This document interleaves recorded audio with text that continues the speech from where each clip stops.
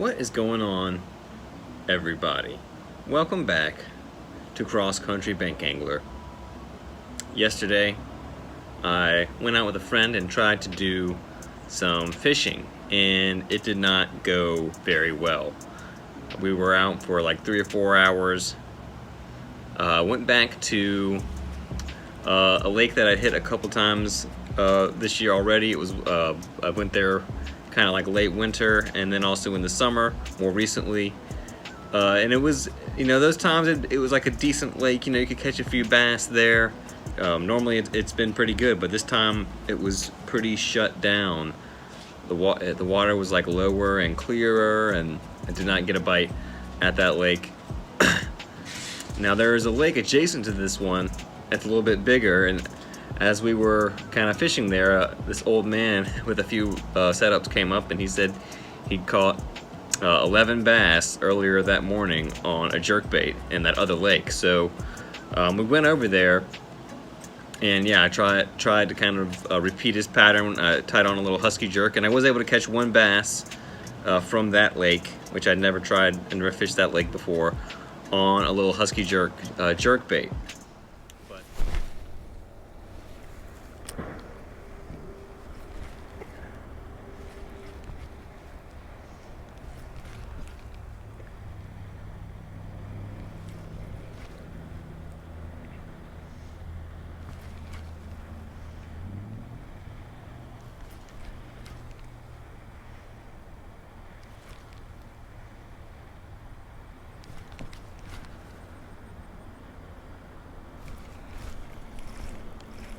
I got one.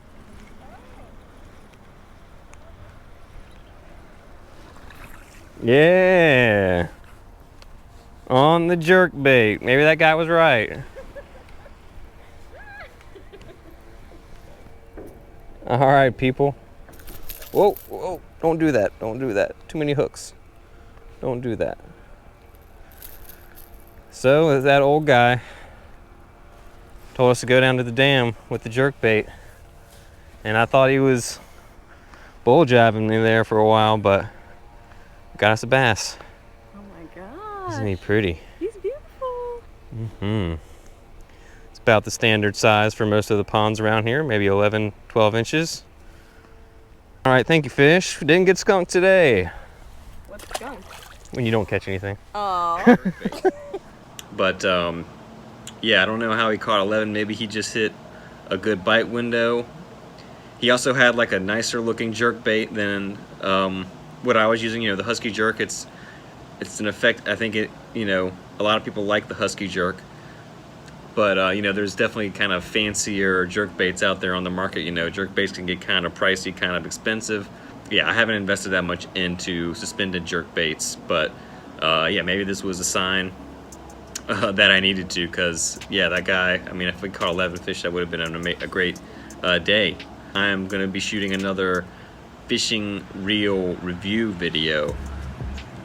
I like to do kind of review videos on reels and other gear after I've kind of spent some time with them. And today the reel we're going to be talking about is a reel that has achieved some popularity and some notoriety, and that's this guy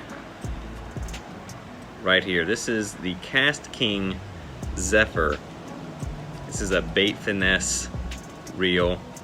If you've been watching any of my videos before, you know, any of the BFS videos, I've done quite a few this year. I fished BFS a lot in some of the creeks and stuff around me.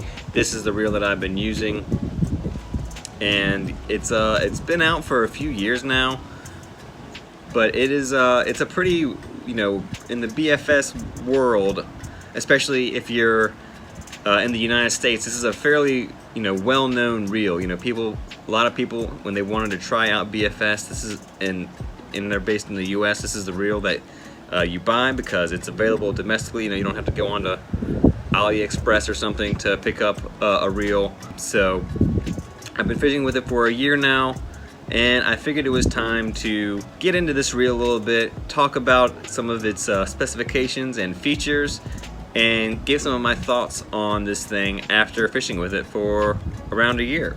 So without further ado, let's get into it.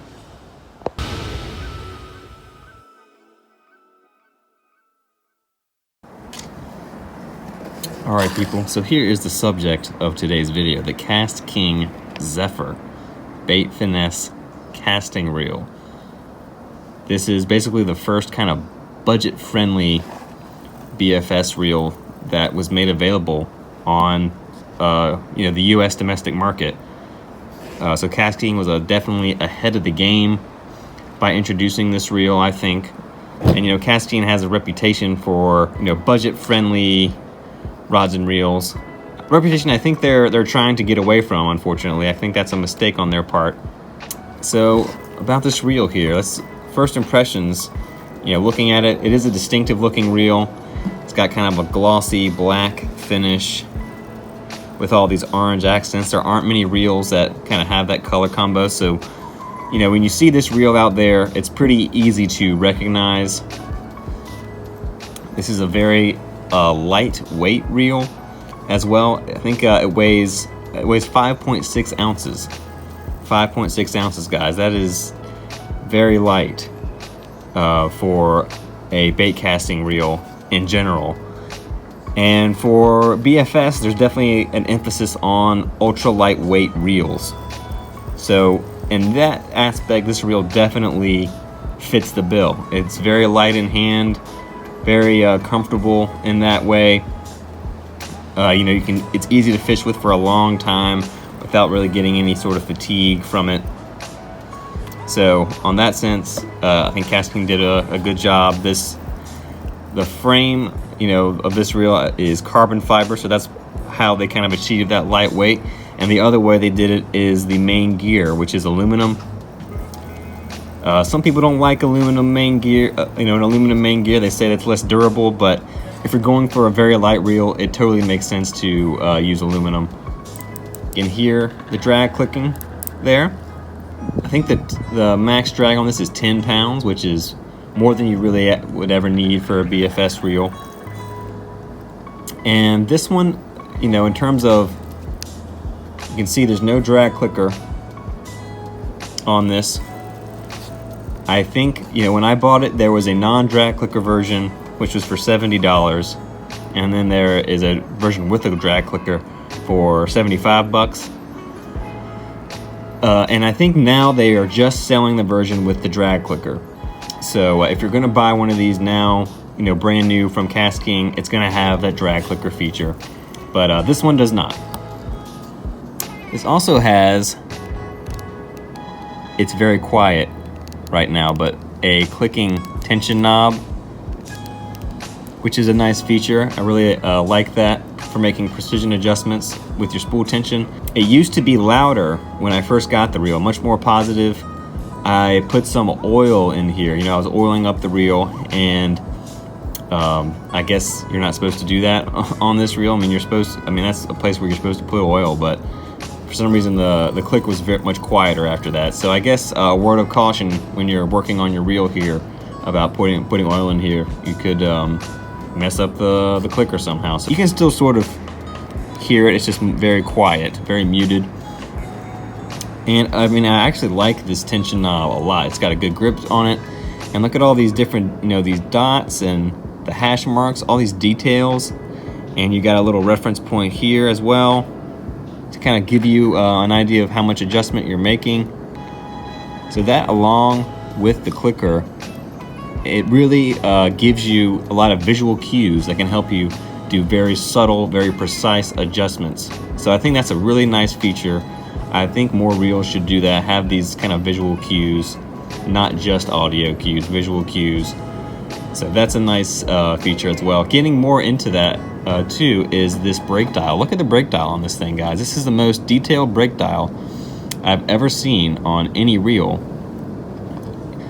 So you can see you've got 6 positions marked out here for your adjustment, and then there's 5 spaces in between each one.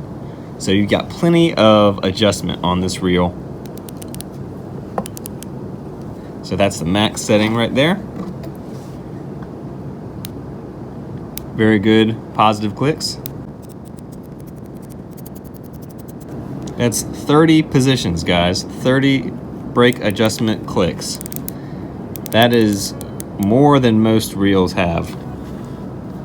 So if you really want to adjust your brakes a lot, this reel gives you the opportunity to do that, and you have a lot of visual cues to see how much adjustment you're making. Very nice. This is a really good user-friendly, beginner-friendly feature, having this detailed brake dial.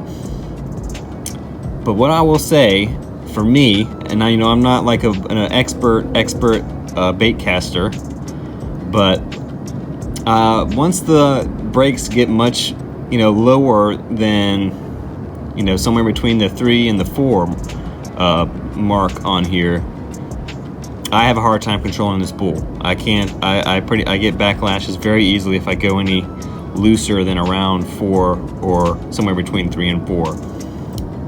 So that's just me. If you're an expert caster, maybe you can, you know, use this reel with less braking force. But for me, it was kind of like the brakes don't do much once you reach, you know, this level. So just keep that in mind. You know, you have all this adjustment, but for me at least, a lot of it is sort of irrelevant. So let's look. Actually, now that we're talking about the brakes, let's go ahead and take a look. So to get into the reel, it's a very nice little system here, easy to use. You just have a little switch. So right now it's in the closed position. I'm just gonna flip that into the open position, and your side plate just pops right on off.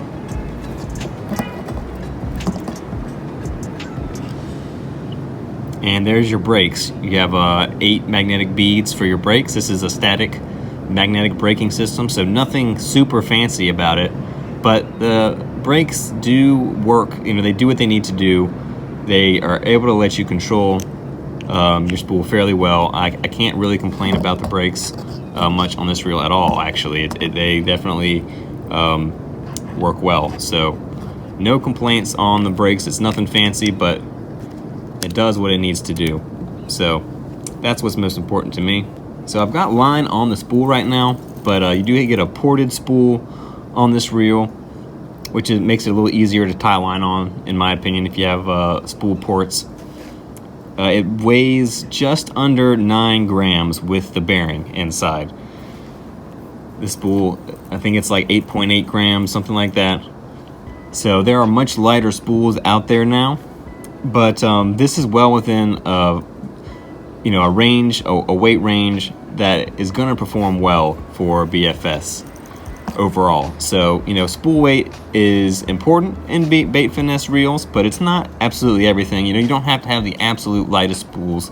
I don't think you should feel turned off from this reel because it has, you know, not the lightest spool on the market. So the thumb bar here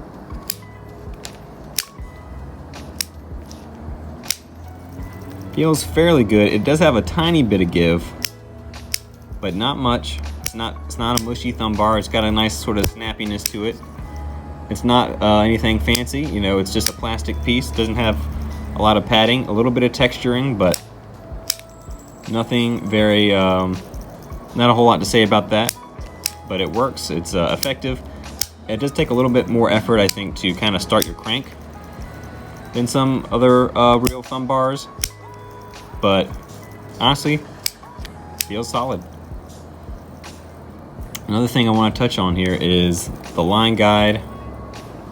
Let's take a look at this line guide. Just a round outlet on this line guide, and it's got a funnel.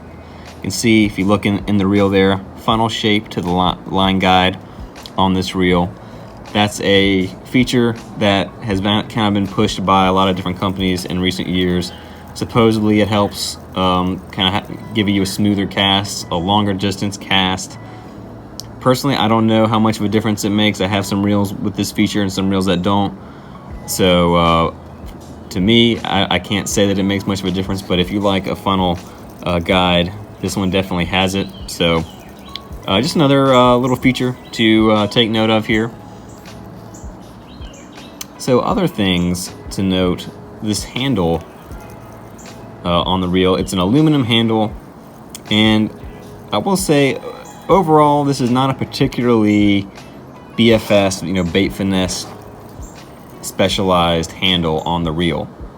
this is kind of a handle you could see on basically any old baitcaster, which, you know, to me it's not that big of a deal, but, you know, if you really want like a very sensitive small handle, maybe this would be a slight problem for you. These knobs are EVA foam. I've said before, you know, I don't necessarily love EVA. I feel like it loses some of its grippiness. I mean, these are already, yeah, I mean, there's some grip here. It's not like slippery material, but once your hands get slimy or wet, I think EVA is not the best. But I do like the shape of these. They're kind of like a paddle knob shape. No bearings in here, as you can see. Doesn't really bother me though if there are bearings in the handle or not that much, but I like the shape, the paddle shape. That's good, but yeah, EVA, nothing special about that aspect to me at all, and not a finesse handle. Just kind of a standard bait casting reel handle on this reel, so that's kind of a feature that is absent, but to me, not a big deal at all. Just wanted to point that out there though, for everyone who wants to learn about the reel. So other things to note here, in terms of the retrieve, it feels pretty good actually right now. I mean, I've had some issues with the smoothness at times. You know, when I first got this reel, it wasn't very smooth. You know, I fished with it a couple times and I oiled it because I just didn't feel that great. Right now it feels nice. It feels good, but you know, you might want to go in there if you pick this up and put a little oil on the bearings, on the internals, just to keep things running nice and smooth, because mine was not fantastic out of the box. But yeah, sometimes just a little bit of extra oil makes it feel much better, and that's sort of what happened with this reel. It feels good right now. See, other things to note here, you know, this reel, it weighs 5.6 ounces, so it's light, but the frame itself is not actually that small. And I think that can, you know, if you're used to just like a regular bait caster and you're getting the BFS, that can make this thing feel fragile, like sort of plasticky, I think. You know, that lightweight, but you get used to it pretty fast, and the low weight is very comfortable. But yeah, the frame itself is not super compact. This frame is based on another standard bait caster that Kastking has. I think it's called the Crixus, the Kastking Crixus. They've had that one out for quite a while now. One of their more popular reels. And yeah, not a super low profile frame. I'm gonna bring out another Kastking reel. This is the Spartacus 2. This is older reel that I have from Kastking. And just give you a little comparison of the sizes there. You can kind of see the Zephyr is a little bit longer. It's a longer reel. The width, I can't say that I notice a whole lot of a difference. Maybe this one's slightly wider. And then let's look at the lowness of the profile. This Spartacus 2 is, I would say, one of the more low profile reels that I own. One of the lower reels. I think it's 39 millimeter height when on the rod. And let's look at the Zephyr in comparison. If we kind of line them up there, line those the seat of the reel, it's pretty clear that the Zephyr is noticeably taller. If you're looking for compactness in your reel, if you have smaller hands, that's a big issue for you. Maybe this isn't ideal in that sense. But I mean, I fished with this reel for like a year now, and honestly, my impressions with fishing with the reel are overall really quite good. You know, if you go out to look out the international market, the Chinese market for BFS reels, there's a couple others in this price range that probably have similar performance. But if you're in the market for, if you're just trying to get into BFS, you don't want to drop a lot of money, and you don't feel like kind of getting into the international markets, and some of the risks that come with that. You know, some people don't like AliExpress very much, for instance. This reel, you know, I think it's still a good option if you're just trying to get into BFS, especially, yeah, if you're in the US. You know, this is a popular reel for people in the US to use. But, you know, BFS, it's all about being able to cast those light lures. So for me, the lowest weight I could get was, you know, comfortably, you know, a respectable cast was around a 1/16 ounce lure. You know, like a little 1/16 ounce soft plastic with a jig head, or I also had some smaller crankbaits in like the, you know, 3/32 ounce, 1/10 ounce range. And that was about as light as I could go while still getting, you know, a fishable distance. And, you know, that's not like top of the line BFS performance, but for my purposes, and this is on a light rod, you know, I fish this on a light bait casting rod. This does all I needed to do. You know, I really don't want to throw things lower than that 1/16 ounce range on this reel. For the most part, you know, that's not the goal here with it. So yeah, if you're really looking for ultra finesse reels that can throw lighter baits out of the box, then maybe look elsewhere. Maybe save up some money for a higher end reel. But I think this is a very good reel for people that are using this like for, you know, bass fishing. Especially like if you just want like a light reel that can throw lighter, like finesse bass techniques, like Ned rigs or something like that. You know, micro jigs, or, you know, really small like swim baits. This is a great reel for that. You know, tiny jig spinners, inline spinners, finesse topwaters like poppers, or you know, little buzz baits. I've had a lot of fun throwing a buzz bait on this reel this year, like a 1/8 ounce buzz bait. That really seems like the sweet spot for this reel, like a 1/8 ounce. It casts that weight very, very well, very comfortably. You can get really good distance on it.